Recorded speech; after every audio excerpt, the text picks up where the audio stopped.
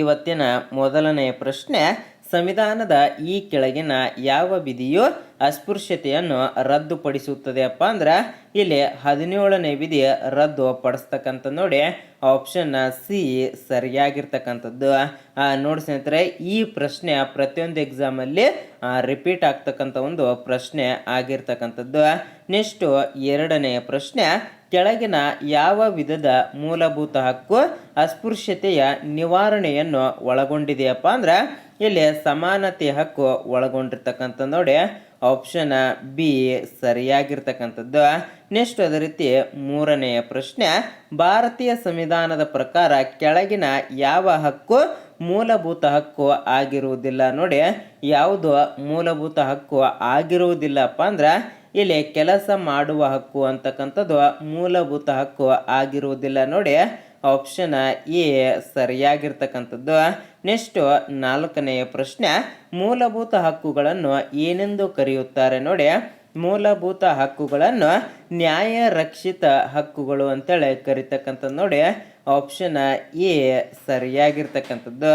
Next ಅದೇ ರೀತಿ ಐದನೆಯ ಪ್ರಶ್ನೆ, ಭಾರತ ಸಂವಿಧಾನದ 3ನೇ ಭಾಗ ಒಳಗೊಂಡಿರುವುದು ಏನಪ್ಪ ಅಂದ್ರೆ ಇಲ್ಲಿ 3ನೆಯ ಭಾಗ ಮೂಲಭೂತ ಹಕ್ಕುಗಳನ್ನು ಒಳಗೊಂಡಿರ್ತಕ್ಕಂಥದ್ದು ನೋಡಿ ಆಪ್ಷನ್ ಬಿ ಸರಿಯಾಗಿರ್ತಕ್ಕಂಥದ್ದು.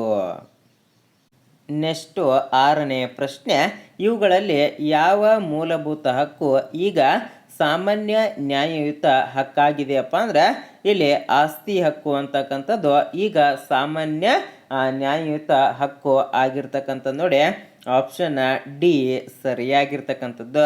ನೆಕ್ಸ್ಟ್ ಅದೇ ರೀತಿ ಏಳನೆಯ ಪ್ರಶ್ನೆ, ಮೂಲಭೂತ ಹಕ್ಕುಗಳು ಅನ್ವಯಿಸುವುದು ಯಾರಿಗೆಪ್ಪ ಅಂದ್ರೆ ಇಲ್ಲಿ ದೇಶದ ಎಲ್ಲ ನಾಗರಿಕರಿಗೆ ಅನ್ವಯ ಆಗ್ತಕ್ಕಂಥದ್ದು ನೋಡಿ ಆಪ್ಷನ್ ಸಿ ಸರಿಯಾಗಿರ್ತಕ್ಕಂಥದ್ದು.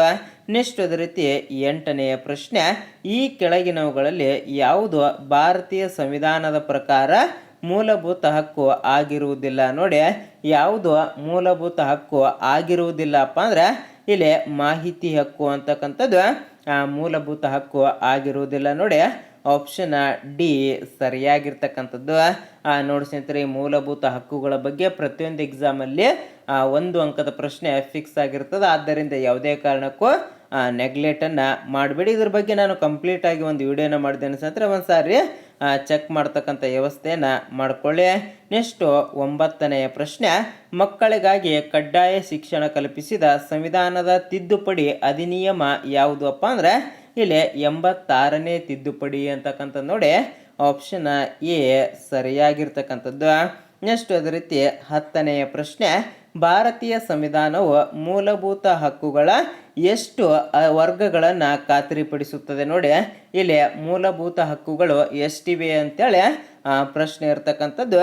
ಇಲ್ಲಿ 6 ಮೂಲಭೂತ ಹಕ್ಕುಗಳು ಕಂಡು ಬರ್ತಕ್ಕಂಥದ್ದು ನೋಡಿ ಆಪ್ಷನ್ ಬಿ ಸರಿಯಾಗಿರ್ತಕ್ಕಂಥ. ನಿಮಗೆ ಗೊತ್ತಿರ್ತಕ್ಕಂಥದ್ದನ್ನೇ ಸ್ವಲ್ಪ ಈ ರೀತಿ ಪ್ರಶ್ನೆಗಳನ್ನು ಕೇಳ್ತಾ ಇರ್ತಾನೆ. ಆದ್ದರಿಂದ ಸ್ವಲ್ಪ ಕರೆಕ್ಟಾಗಿ 1 ಅಥವಾ 2 ಸಾರಿ ಪ್ರಶ್ನೆಯನ್ನು ಓದಿದ್ರಿಯಪ್ಪ ಅಂದ್ರೆ ನಿಮ್ಗೆ ಗೊತ್ತಾಗ್ತಕ್ಕಂಥದ್ದು.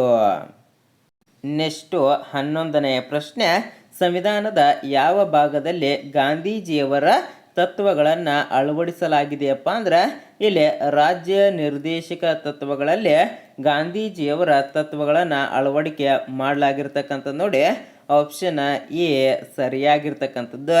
ನೆಕ್ಸ್ಟು 12ನೆಯ ಪ್ರಶ್ನೆ, ಭಾರತ ಸಂವಿಧಾನದ ಯಾವ ಭಾಗವು ರಾಜ್ಯ ನಿರ್ದೇಶಕ ತತ್ವಗಳೊಂದಿಗೆ ವ್ಯವಹರಿಸುತ್ತದೆಯಪ್ಪ ಅಂದ್ರೆ ಇಲ್ಲಿ ಸಂವಿಧಾನದ 4ನೇ ಭಾಗದಲ್ಲಿ ಈ ರಾಜ್ಯ ನಿರ್ದೇಶಕ ತತ್ವಗಳು ಕಂಡು ಬರ್ತಕ್ಕಂಥದ್ದು ನೋಡಿ ಆಪ್ಷನ್ ಡಿ ಸರಿಯಾಗಿರ್ತಕ್ಕಂಥದ್ದು.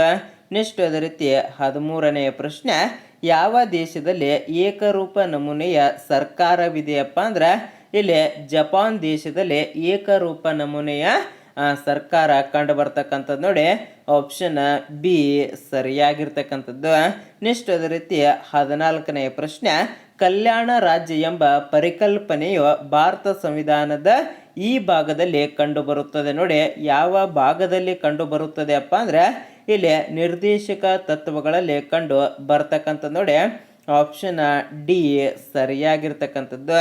ನೆಕ್ಸ್ಟು 15ನೆಯ ಪ್ರಶ್ನೆ, ಭಾರತ ಸಂವಿಧಾನದ ಕೆಳಗಿನ ಯಾವ ಅನುಚ್ಛೇದ ಗ್ರಾಮ ಪಂಚಾಯಿತಿಗಳ ಸಂಘಟನೆಗೆ ಆಧಾರವಾಗಿದೆಯಪ್ಪ ಅಂದ್ರೆ ಇಲ್ಲಿ 40ನೇ ಅನುಚ್ಛೇದ ಆಧಾರವಾಗಿರ್ತಕ್ಕಂಥ ನೋಡಿ ಆಪ್ಷನ್ ಸಿ ಸರಿಯಾಗಿರ್ತಕ್ಕಂಥದ್ದು ಈ 15ನೆಯ ಪ್ರಶ್ನೆಗೆ.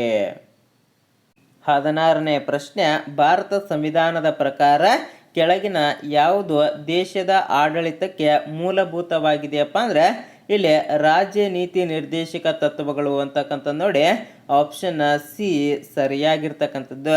ನೆಕ್ಸ್ಟ್ ಅದೇ ರೀತಿ 17ನೆಯ ಪ್ರಶ್ನೆ, ಈ ಕೆಳಗಿನವುಗಳಲ್ಲಿ ಸಂಪತ್ತಿಗೆ ಸಮಾನ ಹಂಚಿಕೆಯು ಯಾವ ಮೌಲ್ಯವನ್ನು ಸೂಚಿಸುತ್ತದೆಯಪ್ಪ ಅಂದ್ರೆ ಇಲ್ಲಿ ಸಮಾಜವಾದ ಅಂತಕ್ಕಂಥ ನೋಡಿ ಆಪ್ಷನ್ ಡಿ ಸರಿಯಾಗಿರ್ತಕ್ಕಂಥದ್ದು.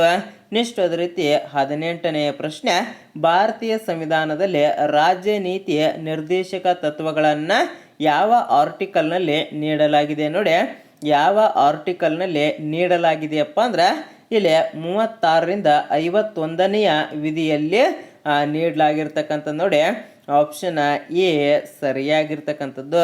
ನೆಕ್ಸ್ಟ್ ಅದೇ ರೀತಿ 19ನೆಯ ಪ್ರಶ್ನೆ, ಈ ಕೆಳಗಿನವುಗಳಲ್ಲಿ ಯಾವುದು ರಾಜ್ಯ ನಿರ್ದೇಶಕ ತತ್ವಗಳಿಗೆ ಸಂಬಂಧಪಟ್ಟಿಲ್ಲ ನೋಡಿ ಮೊದಲು ಪ್ರಶ್ನೆಯನ್ನು ಕೊನೆಯ ತನಕ ಓದ್ತಕ್ಕಂಥ ಒಂದು ವ್ಯವಸ್ಥೆಯನ್ನು ಮಾಡಬೇಕಾಗ್ತದೆ. ಇಲ್ಲಿ ಯಾವುದು ಸಂಬಂಧಪಟ್ಟಿಲ್ಲಪ್ಪ ಅಂದರೆ ಇಲ್ಲಿ ಸಂವಿಧಾನ, ರಾಷ್ಟ್ರಧ್ವಜ ಮತ್ತು ರಾಷ್ಟ್ರಗೀತೆಗಳಿಗೆ ಗೌರವ ನೀಡುವುದು ಅಂತಕ್ಕಂಥದ್ದು ಇದೊಂದು ಮೂಲಭೂತ ಕರ್ತವ್ಯ ಆಗಿರ್ತಕ್ಕಂಥದ್ದು. ಆದ್ದರಿಂದ ಆಪ್ಷನ್ ಡಿ ಸರಿಯಾಗಿರ್ತಕ್ಕಂಥದ್ದು.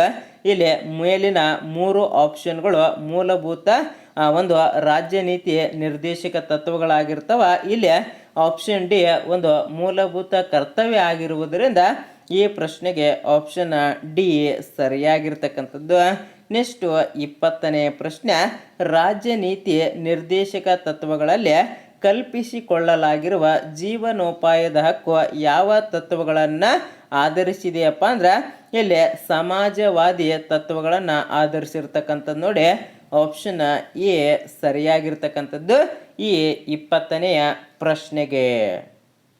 ನೆಕ್ಸ್ಟು 21ನೆಯ ಪ್ರಶ್ನೆ, ಭಾರತದ 4ನೇ ರಾಷ್ಟ್ರಪತಿ ಯಾರಪ್ಪ ಅಂದ್ರೆ ಇಲ್ಲಿ ವಿ ಗಿರಿ ಅಂತಕ್ಕಂಥವ್ರು ಭಾರತದ ಒಂದು 4ನೇ ರಾಷ್ಟ್ರಪತಿಗಳು ಆಗಿರ್ತಾರೆ ನೋಡಿ ಆಪ್ಷನ್ ಎ ಸರಿಯಾಗಿರ್ತಕ್ಕಂಥದ್ದು. ನೆಕ್ಸ್ಟು ಮರಣ ದಂಡನೆ ದೊರೆತ ವ್ಯಕ್ತಿಗೆ ಕ್ಷಮಾದಾನ ನೀಡುವ ಅಧಿಕಾರ ಯಾರಿಗಿದೆಯಪ್ಪ ಅಂದ್ರೆ ಇಲ್ಲಿ ರಾಷ್ಟ್ರಪತಿಗಳಿಗೆ ಇರ್ತಕ್ಕಂಥದ್ದು ನೋಡಿ ಆಪ್ಷನ್ ಎ ಸರಿಯಾಗಿರ್ತಕ್ಕಂಥದ್ದು. ನೆಕ್ಸ್ಟ್ ಅದೇ ರೀತಿ ಅಟಾರ್ನಿ ಜನರಲ್ ಅವರನ್ನು ಯಾರು ನೇಮಕ ಮಾಡುತ್ತಾರೆಪ್ಪ ಅಂದ್ರೆ ಇಲ್ಲಿ ರಾಷ್ಟ್ರಪತಿಗಳು ನೇಮಕ ಮಾಡ್ತಕ್ಕಂಥದ್ದು. ನೆಕ್ಸ್ಟ್ 24ನೆಯ ಪ್ರಶ್ನೆ, ಮುಖ್ಯ ಚುನಾವಣಾ ಅಧಿಕಾರಿಯನ್ನು ಯಾರು ನೇಮಕ ಮಾಡುತ್ತಾರೆಪ್ಪ ಅಂದ್ರೆ ಇಲ್ಲಿ ರಾಷ್ಟ್ರಪತಿಗಳು ನೇಮಕ ಮಾಡ್ತಕ್ಕಂಥದ್ದು ಆಪ್ಷನ್ ಎ ಸರಿಯಾಗಿರ್ತಕ್ಕಂಥದ್ದು. ನೆಕ್ಸ್ಟ್ 25ನೆಯ ಪ್ರಶ್ನೆ, ಭಾರತದ ರಾಷ್ಟ್ರಪತಿಯಾಗಲು ಅಗತ್ಯವಿರುವ ಕನಿಷ್ಠ ವಯಸ್ಸು ಎಷ್ಟುಪ್ಪ ಅಂದ್ರೆ ಇಲ್ಲಿ 35 ವರ್ಷ ಅಂತಕ್ಕಂಥದ್ದು ನೋಡಿ ಆಪ್ಷನ್ ಡಿ ಸರಿಯಾಗಿರ್ತಕ್ಕಂಥದ್ದು. ನೆಕ್ಸ್ಟು 26ನೆಯ ಪ್ರಶ್ನೆ, ಸಂಸತ್ತಿನ ಜಂಟಿ ಅಧಿವೇಶನವನ್ನು ಯಾರಿಂದ ಕರೆಯಲಾಗುತ್ತದೆಯಪ್ಪ ಅಂದ್ರೆ ಇಲ್ಲಿ ರಾಷ್ಟ್ರಪತಿ ಅವರಿಂದ ಕರೀತಕ್ಕಂಥ ನೋಡಿ ಆಪ್ಷನ್ ಬಿ ಸರಿಯಾಗಿರ್ತಕ್ಕಂಥದ್ದು. ನೆಕ್ಸ್ಟ್ ಅದೇ ರೀತಿ 27ನೆಯ ಪ್ರಶ್ನೆ, ರಾಷ್ಟ್ರಪತಿಯು ತಮ್ಮ ರಾಜೀನಾಮೆ ಪತ್ರವನ್ನು ಯಾರಿಗೆ ನೀಡಬೇಕು ನೋಡಿ ರಾಷ್ಟ್ರಪತಿಯವರು ತಮ್ಮ ರಾಜೀನಾಮೆ ಪತ್ರವನ್ನು ಇಲ್ಲಿ ಯಾರಿಗೆ ನೀಡಬೇಕು ಅಪ್ಪ ಅಂದ್ರೆ ಇಲ್ಲಿ ಉಪರಾಷ್ಟ್ರಪತಿಗಳಿಗೆ ನೀಡಬೇಕಾಗ್ತದೆ ನೋಡಿ ಆಪ್ಷನ್ ಸಿ ಸರಿಯಾಗಿರ್ತಕ್ಕಂಥದ್ದು. ನೆಕ್ಸ್ಟ್ ಅದೇ ರೀತಿ 28ನೆಯ ಪ್ರಶ್ನೆ, ಅಬ್ದುಲ್ ಕಲಾಂ ಅವರು ಭಾರತದ ಒಂದು ಎಷ್ಟನೇ ರಾಷ್ಟ್ರಪತಿಗಳು ಆಗಿದ್ದರಪ್ಪ ಅಂದ್ರೆ ಇಲ್ಲಿ 11ನೇ ಒಂದು ರಾಷ್ಟ್ರಪತಿಗಳು ಆಗಿರ್ತಾರೆ ನೋಡಿ ಸ್ನೇಹಿತರೆ. ಇಲ್ಲಿ ರಾಷ್ಟ್ರಪತಿಗಳಾಗಿರ್ಬೋದು, ಪ್ರಧಾನಮಂತ್ರಿಗಳಾಗಿರ್ಬೋದು, ರಾಜ್ಯಪಾಲರಾಗಿರ್ಬೋದು, ಸುಪ್ರೀಂ ಕೋರ್ಟಿನ ನ್ಯಾಯಮೂರ್ತಿಗಳಾಗಿರ್ಬೋದು, ಸ್ವಲ್ಪ ಎಲ್ಲ ಚಾರ್ಟನ್ನು ನೋಡ್ತಕ್ಕಂಥ ಒಂದು ವ್ಯವಸ್ಥೆಯನ್ನು ಮಾಡ್ಕೊಳ್ಳಿ. ಈ ರೀತಿ ಕೇಳಿದ್ರಪ್ಪ ಅಂದ್ರೆ ಸ್ವಲ್ಪ ಕಷ್ಟ ಆಗ್ತದೆ. ಆದ್ದರಿಂದ ಎಲ್ಲವನ್ನು ನೋಡ್ತಕ್ಕಂಥ ಒಂದು ಪ್ರಯತ್ನವನ್ನು ನೀವು ಕೂಡ ಮಾಡಬೇಕಾಗ್ತದೆ. ಇಲ್ಲಿ ರಾಷ್ಟ್ರಪತಿಗಳ ಬಗ್ಗೆ ಪ್ರತಿಯೊಂದು ಎಕ್ಸಾಮಲ್ಲಿ 1 ಅಂಕದ ಪ್ರಶ್ನೆ ಫಿಕ್ಸ್ ಆಗಿರ್ತದೆ. ಆದ್ದರಿಂದ ಯಾವುದೇ ಕಾರಣಕ್ಕೂ ನೆಗ್ಲೆಕ್ಟನ್ನು ಮಾಡಬೇಡಿ ನೋಡಿ ಆಪ್ಷನ್ ಸಿ ಸರಿಯಾಗಿರ್ತಕ್ಕಂಥದ್ದು. ನೆಕ್ಸ್ಟ್ ಅದೇ ರೀತಿ 29ನೆಯ ಪ್ರಶ್ನೆ, ರಾಷ್ಟ್ರಪತಿಯವರಿಗೆ ಪ್ರಮಾಣ ವಚನವನ್ನು ಯಾರು ಬೋಧನೆ ಮಾಡುತ್ತಾರೆಪ್ಪ ಅಂದರೆ ಇಲ್ಲಿ ಭಾರತದ ಮುಖ್ಯ ನ್ಯಾಯಮೂರ್ತಿಗಳು ಬೋಧನೆ ಮಾಡ್ತಾರೆ ನೋಡಿ. Option A ಸರಿಯಾಗಿರ್ತಕ್ಕಂಥದ್ದು. ನೆಕ್ಸ್ಟ್ ಅದೇ ರೀತಿ 30ನೇ ಪ್ರಶ್ನೆ, ಸರ್ವೋಚ್ಚ ನ್ಯಾಯಾಲಯದ ನ್ಯಾಯಮೂರ್ತಿಗಳನ್ನು ಯಾರು ನೇಮಿಸುತ್ತಾರೆ ನೋಡಿ. ಸರ್ವೋಚ್ಚ ನ್ಯಾಯಾಲಯದ ಒಂದು ನ್ಯಾಯಮೂರ್ತಿಗಳನ್ನು ಇಲ್ಲಿ ಯಾರು ನೇಮಕ ಮಾಡ್ತಾರಪ್ಪ ಅಂದ್ರೆ ಇಲ್ಲಿ ರಾಷ್ಟ್ರಪತಿಗಳು ನೇಮಕ ಮಾಡ್ತಕ್ಕಂಥದ್ದು ನೋಡಿ. ಆಪ್ಷನ್ ಬಿ ಸರಿಯಾಗಿರ್ತಕ್ಕಂಥದ್ದು. ನೆಕ್ಸ್ಟು 31ನೇ ಪ್ರಶ್ನೆ, ಈ ಕೆಳಗಿನ ಯಾವ ವಿಧಿಯು ರಾಷ್ಟ್ರಪತಿಗಳ ಕ್ಷಮಾದಾನದ ಅಧಿಕಾರದ ಬಗ್ಗೆ ವ್ಯವಹರಿಸುತ್ತದೆಯಪ್ಪ ಅಂದ್ರೆ ಇಲ್ಲಿ 72ನೇ ವಿಧಿ ರಾಷ್ಟ್ರಪತಿಗಳ ಒಂದು ಕ್ಷಮಾದಾನದ ಅಧಿಕಾರದ ಬಗ್ಗೆ ತಿಳಿಸ್ತಕ್ಕಂಥ ಒಂದು ವಿಧಿ ಆಗಿರ್ತಕ್ಕಂಥ ನೋಡಿ. Option B ಸರಿಯಾಗಿರ್ತಕ್ಕಂಥದ್ದು. ನೆಕ್ಸ್ಟ್ ಅದೇ ರೀತಿ 32ನೇ ಪ್ರಶ್ನೆ, ಭಾರತದ 3 ರಕ್ಷಣಾ ಪಡೆಗಳ ಸರ್ವೋಚ್ಚ ಕಮಾಂಡರ್ ಯಾರಾಗಿರ್ತಾರಪ್ಪ ಅಂದ್ರೆ ಇಲ್ಲಿ ರಾಷ್ಟ್ರಪತಿಗಳು ಭಾರತದ ಒಂದು ರಕ್ಷಣಾ ಪಡೆಗಳ ದಂಡನಾಯಕರಾಗಿ ಕಾರ್ಯವನ್ನು ನಿರ್ವಹಿಸ್ತಾರೆ ನೋಡಿ. Option A ಸರಿಯಾಗಿರ್ತಕ್ಕಂಥದ್ದು. ನೆಕ್ಸ್ಟ್ ಅದೇ ರೀತಿ 33ನೇ ಪ್ರಶ್ನೆ, ಇಲ್ಲಿ ಭಾರತದ 13ನೆಯ ಒಂದು ರಾಷ್ಟ್ರಪತಿ ಯಾರಪ್ಪ ಅಂದ್ರೆ ಇಲ್ಲಿ KR ನಾರಾಯಣ್ ಅಂತಕ್ಕಂಥವ್ರು ಇಲ್ಲಿ ಒಂದು ಭಾರತದ 13ನೆಯ ರಾಷ್ಟ್ರಪತಿಗಳು ಆಗಿರ್ತಾರೆ ನೋಡಿ. Option B ಸರಿಯಾಗಿರ್ತಕ್ಕಂಥದ್ದು. ನೆಕ್ಸ್ಟ್ ಅದೇ ರೀತಿ 34ನೇ ಪ್ರಶ್ನೆ, ಭಾರತದಲ್ಲಿ ಒಬ್ಬ ವ್ಯಕ್ತಿ ಎಷ್ಟು ಸಲ ರಾಷ್ಟ್ರಪತಿ ಸ್ಥಾನಕ್ಕೆ ಸ್ಪರ್ಧಿಸಬಹುದು ನೋಡಿ. ಎಷ್ಟು ಬಾರಿ ಸ್ಪರ್ಧೆ ಮಾಡಬಹುದು ಅಪ್ಪ ಅಂದ್ರೆ ಇಲ್ಲಿ ಅವಧಿಗೆ ಮಿತಿ ಇಲ್ಲ ಅಂತಕ್ಕಂಥದ್ದು. ಎಷ್ಟು ಬಾರಿ ಬೇಕಾದರೂ ಆ ಸ್ಪರ್ಧೆಯನ್ನು ಮಾಡಬಹುದಾಗಿರ್ತದೆ ನೋಡಿ.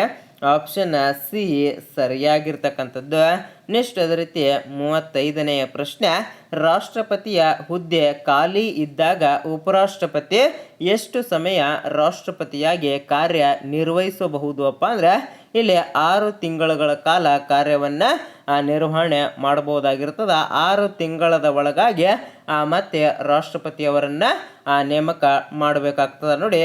Option B ಸರಿಯಾಗಿರ್ತಕ್ಕಂಥದ್ದು. 36ನೇ ಪ್ರಶ್ನೆ, ಇವರಲ್ಲಿ ಭಾರತದ ಪ್ರಥಮ ಉಪರಾಷ್ಟ್ರಪತಿಗಳು ಹಾಗೂ 2ನೇ ರಾಷ್ಟ್ರಪತಿಗಳು ಯಾರಪ್ಪ ಅಂದ್ರೆ ಇಲ್ಲಿ ಮೇಲಿನ ಯಾರು ಅಲ್ಲ ಅಂತಕ್ಕಂಥ ನೋಡಿ. ಇಲ್ಲಿ ಭಾರತದ ಪ್ರಥಮ ಉಪರಾಷ್ಟ್ರಪತಿಯಾಗಿ ಹಾಗೂ 2ನೇ ರಾಷ್ಟ್ರಪತಿಗಳು ಮೇಲಿನ ಯಾರು ಆಗಿರುವುದಿಲ್ಲ. ಆದ್ದರಿಂದ ಈ ಪ್ರಶ್ನೆಗೆ ಆಪ್ಷನ್ ಡಿ ಸರಿಯಾಗಿರ್ತಕ್ಕಂಥ ನೋಡಿ ಸ್ನೇಹಿತರೆ. ಇಂತಹ ಪ್ರಶ್ನೆಗಳು ಇತ್ತೀಚೆಗೆ ಜಾಸ್ತಿ ಕೇಳ್ತಾ ಇದ್ದಾನೆ. ಆದ್ದರಿಂದ ಸ್ವಲ್ಪ ಎಚ್ಚರಿಕೆಯಿಂದ ಟಿಕ್ ಹಾಕ್ತಕ್ಕಂಥ ಒಂದು ವ್ಯವಸ್ಥೆಯನ್ನು ನೀವು ಕೂಡ ಮಾಡಬೇಕಾಗ್ತದೆ. ಇನ್ನು 37ನೇ ಪ್ರಶ್ನೆ, ರಾಷ್ಟ್ರಪತಿಯವರು ತುರ್ತು ಪರಿಸ್ಥಿತಿಯನ್ನು ಘೋಷಿಸಲು ಇವುಗಳಲ್ಲಿ ಒಂದರ ಒಪ್ಪಿಗೆ ಬೇಕು ನೋಡಿ. ಯಾವುದರ ಒಂದು ಒಪ್ಪಿಗೆ ಬೇಕಾಗ್ತದಪ್ಪ ಅಂದ್ರೆ ಇಲ್ಲಿ ಸಂಸತ್ತಿನ ಒಪ್ಪಿಗೆ ಬೇಕಾಗ್ತಕ್ಕಂಥ ನೋಡಿ. Option D ಸರಿಯಾಗಿರ್ತಕ್ಕಂಥದ್ದು. ನೆಕ್ಸ್ಟ್ ಅದೇ ರೀತಿ 38ನೇ ಪ್ರಶ್ನೆ, ರಾಷ್ಟ್ರಪತಿ ಹುದ್ದೆ ಖಾಲಿ ಇದ್ದಾಗ ಉಪರಾಷ್ಟ್ರಪತಿಗಳು ಗರಿಷ್ಠ ಎಷ್ಟು ಅವಧಿ ಕಾರ್ಯನಿರ್ವಹಿಸಬಹುದು ಅಪ್ಪ ಅಂದ್ರೆ ಇಲ್ಲಿ 6 ತಿಂಗಳುಗಳ ಕಾಲ ಕಾರ್ಯವನ್ನು ನಿರ್ವಹಿಸಬಹುದು ನೋಡಿ. Option B ಸರಿಯಾಗಿರ್ತಕ್ಕಂಥದ್ದು. ನೆಕ್ಸ್ಟ್ ಅದೇ ರೀತಿ 39ನೇ ಪ್ರಶ್ನೆ, ಭಾರತದ ರಾಷ್ಟ್ರಪತಿಯ ಮಹಾಭಿಯೋಗ ಪ್ರಕ್ರಿಯೆಯನ್ನು ಯಾವ ವಿಧಿಯಲ್ಲಿ ವಿವರಿಸಲಾಗಿದೆ ನೋಡಿ.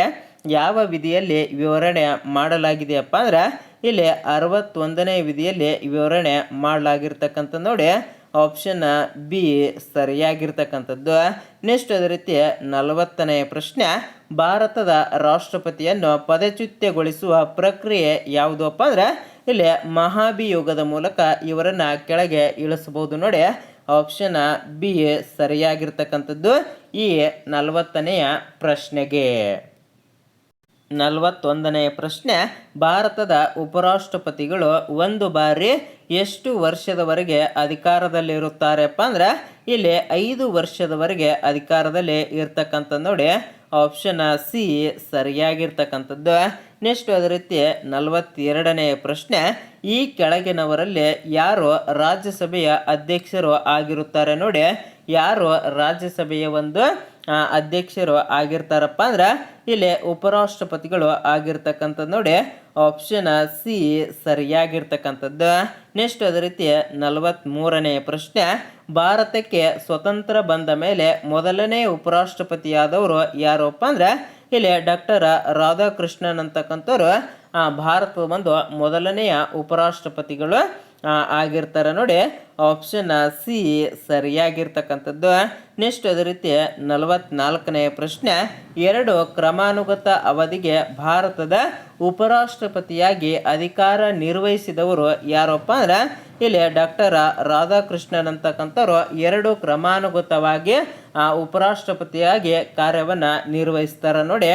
Option C ಸರಿಯಾಗಿರ್ತಕ್ಕಂಥದ್ದು. ನೆಕ್ಸ್ಟ್ ಅದೇ ರೀತಿ 45ನೇ ಪ್ರಶ್ನೆ, ರಾಜ್ಯಸಭೆಯ ಸಭಾಪತಿಯ ಮತ್ತೊಂದು ನಾಮಾಂಕಿತ ಅಥವಾ ಹೆಸರು ಏನಪ್ಪ ಅಂದ್ರೆ ಇಲ್ಲಿ ಉಪರಾಷ್ಟ್ರಪತಿಗಳು ಅಂತಕ್ಕಂಥ ನೋಡಿ. ಆಪ್ಷನ್ ಬಿ ಸರಿಯಾಗಿರ್ತಕ್ಕಂಥದ್ದು ಈ 45ನೆಯ ಪ್ರಶ್ನೆಗೆ. 46ನೇ ಪ್ರಶ್ನೆ, ಜಿಲ್ಲಾ ನ್ಯಾಯಾಧೀಶರನ್ನು ಯಾರು ನೇಮಿಸುತ್ತಾರಪ್ಪ ಅಂದ್ರೆ ಇಲ್ಲಿ ರಾಜ್ಯಪಾಲರು ನೇಮಕ ಮಾಡ್ತಕ್ಕಂಥ ನೋಡಿ. Option D ಸರಿಯಾಗಿರ್ತಕ್ಕಂಥದ್ದು. ನೆಕ್ಸ್ಟ್ ಅದೇ ರೀತಿ 47ನೇ ಪ್ರಶ್ನೆ, ವೈಸ್ ಪ್ರೆಸಿಡೆಂಟ್ ಎಷ್ಟು ವರ್ಷಗಳ ಕಾಲ ಅಧಿಕಾರದಲ್ಲಿ ಇರುತ್ತಾರಪ್ಪ ಅಂದ್ರೆ ಇಲ್ಲಿ 5 ವರ್ಷಗಳ ಕಾಲ ಅಧಿಕಾರದಲ್ಲಿ ಇರ್ತಕ್ಕಂಥ ನೋಡಿ. Option C ಸರಿಯಾಗಿರ್ತಕ್ಕಂಥದ್ದು. ನೆಕ್ಸ್ಟ್ ಅದೇ ರೀತಿ 48ನೇ ಪ್ರಶ್ನೆ, ಉಪರಾಷ್ಟ್ರಪತಿಗಳನ್ನು ತೆಗೆದುಹಾಕುವ ನಿರ್ಣಯ ಎಲ್ಲಿ ಆಗುತ್ತದೆಪ್ಪ ಅಂದ್ರೆ ಇದು ರಾಜ್ಯಸಭೆಯಲ್ಲಿ ಮಾತ್ರ ಆಗ್ತಕ್ಕಂಥ ನೋಡಿ. ಬಹಳ ಇಂಪಾರ್ಟೆಂಟ್ ಆಗಿರ್ತಕ್ಕಂಥದ್ದು. Option B ಸರಿಯಾಗಿರ್ತಕ್ಕಂಥದ್ದು. ನೆಕ್ಸ್ಟ್ ಅದೇ ರೀತಿ 49ನೇ ಪ್ರಶ್ನೆ, ಈ ಕೆಳಗಿನವರಲ್ಲಿ ಯಾರು ಭಾರತದ ಉಪರಾಷ್ಟ್ರಪತಿಗಳು ಆಗಿರಲಿಲ್ಲ ನೋಡಿ. ಯಾರು ಉಪರಾಷ್ಟ್ರಪತಿಗಳು ಆಗಿರಲಿಲ್ಲಪ್ಪ ಅಂದ್ರೆ ಇಲ್ಲಿ ಜ್ಞಾನಿ ಜೈಲ್ ಸಿಂಗ್ ಅಂತಕ್ಕಂಥವ್ರು ನೋಡಿ. ಆಪ್ಷನ್ ಡಿ ಸರಿಯಾಗಿರ್ತಕ್ಕಂಥದ್ದು. ಇನ್ನು ಕೊನೆಯ 50ನೇ ಪ್ರಶ್ನೆ ನೋಡಿ ಸ್ನೇಹಿತರೆ, ಸರಿಯಾಗಿರ್ತಕ್ಕಂಥ ಉತ್ತರವನ್ನು ವಿಡಿಯೋ ನೋಡ್ತಕ್ಕಂಥ ಪ್ರತಿಯೊಬ್ಬರು ಕಮೆಂಟನ್ನು ಮಾಡಿ, ಹಾಗೆ ನಮ್ಮ ವಾಟ್ಸಪ್ ಮತ್ತು ಟೆಲಿಗ್ರಾಮ್ ಗ್ರೂಪಿಗೆ ಜಾಯ್ನ್ ಆಗಿಲ್ಲ ಅಂದರೆ ಜಾಯ್ನ್ ಆಗಿ ಸ್ನೇಹಿತರೆ. ಅಲ್ಲಿ ಪ್ರಚಲಿತ ಘಟನೆಗಳ ಒಂದು PDF ಸಿಗ್ತಕ್ಕಂಥದ್ದು. ಇನ್ನು 50ನೇ ಪ್ರಶ್ನೆ ನೋಡಿ, ಉಪಾಧ್ಯಕ್ಷರ ಕಾರಿನ ಬಣ್ಣ ಯಾವುದು ಅಂತಕ್ಕಂಥದ್ದನ್ನು ಕಮೆಂಟನ್ನು ಮಾಡ್ತೀರಾ ಅಂತ ತಿಳ್ಕೊಂಡು ಈ ವಿಡಿಯೋನ ಇಲ್ಲಿಗೆ ಮುಗಿಸ್ತಾ ಇದ್ದೇನೆ. ಜೈ ಹಿಂದ್, ಜೈ ಕರ್ನಾಟಕ.